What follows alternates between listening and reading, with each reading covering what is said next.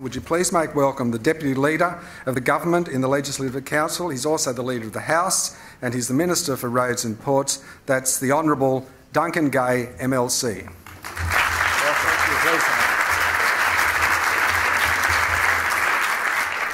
Thank you, and thank you for a warm reception, considering I'm standing between you and networking and you and lunch. So bearing that in mind, I'll be very brief. Christine Duffy, Gavin Smith and Sherry, it's good to be here, particularly as the Minister. I do a couple of things. I look after the roads and those fabulous quick runs you get to town. That's me. Those trucks in the tunnels, that's me. That's me. And that's why I'm here today. It's Sydney Harbour is our crown when it comes to cruise ships coming in. It is an icon. We believe it's the best harbour in the world for a total experience in what we give. We can't just rely on the harbour alone. We're going to make sure that the ancillaries that go with it, that have been slipping behind, catch up. We need to fix up the OPT. We've got that great new terminal at White Bay. Still needs a bit of work to be done on it. And please remember that the bridge is not going to change height, even if your cruise ships are. Nick Whitlam was here this morning. You remember the tall, distinguished man with the great voice. First came across him as the chairman of Port Kembla Port Corporation. I made Nick Whitlam chairman of Sydney Ports Corporation, and Nick Whitlam is now chairman of Newcastle Ports Corporation. We call them the Whitlams, except it was probably used before. Look, at the OPT, with the changes that have been made to the lower level of the terminal and the 60-metre deck extension will give the OPT the capacity to handle ships into the future that accommodate nearly 5,000 passengers. Ships of this capacity have not called to Australia yet, but with the strong growth in the Asian market, we expect their arrival soon.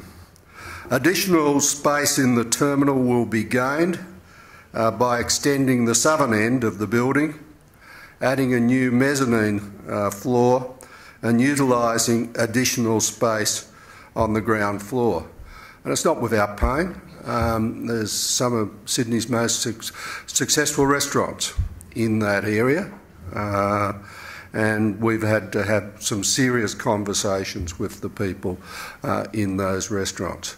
But if we're to provide into the future a terminal to match the harbour, we've had to make those hard calls and those hard decisions. Improved traffic movement will also be achieved by extending and widening the existing upper level roadway to provide additional queuing and rank space for taxis, and widening the lower roadway to better cater for buses and providoring trucks. Total value of the entire terminal works project, including fendering and a new dolphin, is over $49 million. And for those I mentioned a moment ago who've had a chance to visit our newest cruise facility at White Bay, I think you'll agree it's a great facility and very welcoming for passengers. And if you haven't had a look at it, do yourself a favour, go and have a look at it. Look, I've spoken briefly but totally about Sydney. New South Wales is not just about Sydney. The Hunter region, for example, is experiencing another busy year with about 20,000 cruise passengers due to visit the port of Newcastle this cruise season, and 2 cruise ships are calling at the Port of Eden next week. The 650 passenger ship Astor will be visiting Eden during its inaugural circumnavigation of Australia.